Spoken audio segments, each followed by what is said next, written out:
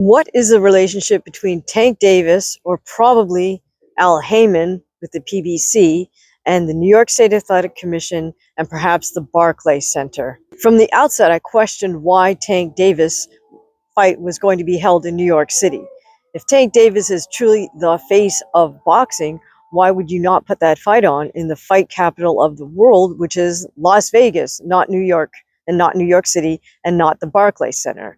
If you were going to put that fight on anywhere else other than Las Vegas, it should have been at Madison Square Garden, which is the mecca of boxing. The Barclays Center is in Brooklyn, not too far from Manhattan, but the neighborhood around the Barclays Center is it's been a low-income neighborhood for a long time. I used to work several blocks away from there at Brooklyn Tech High School. And while they were constructing the Barclays Center, some of us would go over to a shopping mall that's right across the street from the Barclays Center called I think it's called the Atlantic Mall. And we could go up to the second floor and kind of relax because there was a Target up there that had, of course, the snack and Starbucks area with these huge glass panel windows that overlooked the construction site for the Barclays Center.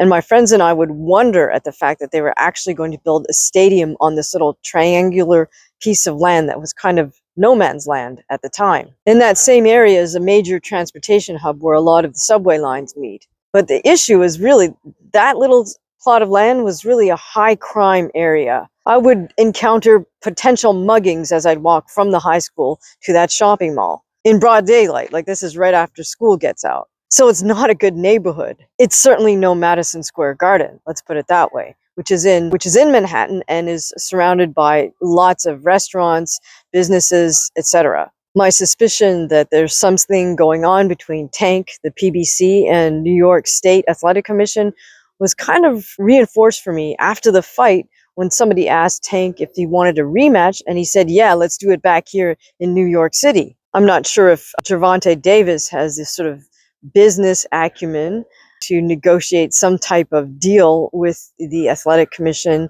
or the Barclays Center or other New York City business folks, but certainly Al Haymon does. It would take an insider with loose lips to really reveal what type of deal was brokered in order to have the Tank Davis fight at the Barclays Center last night. It makes no sense to me for a fighter who gets paid, a gross in terms of their purse to want to fight in New York State, which has way more taxes than Las Vegas, Nevada. Furthermore, the New York State Athletic Commission is even more stringent in some ways than the Nevada State Athletic Commission, because in New York State, fighters are required to use the commission's designated doctors. It doesn't matter that you have your own medical tests that you got performed in your own hometown, the tests that you passed. You still have to go through the New York State designated doctors when you hit New York City for a fight. And lo and behold, those doctors, of course, are effectively on the payroll of the State Athletic Commission.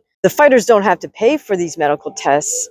They're provided gratis, courtesy of the New York State Athletic Commission, which means courtesy of New York State taxpayers. I'll let you guys connect the dots as to why you think Tank Davis wanted this first fight with Lamont Roach in New York and why he was calling for the rematch to also be in New York.